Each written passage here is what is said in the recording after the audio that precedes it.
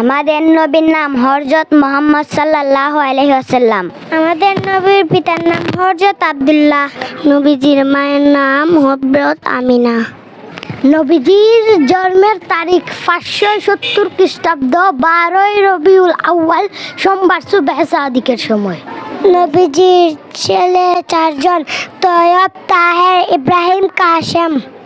নবীজির 4 জন মেয়ের নাম ফাতেমা, রুকাইয়া, জয়নব, উম্মে কুলসুম।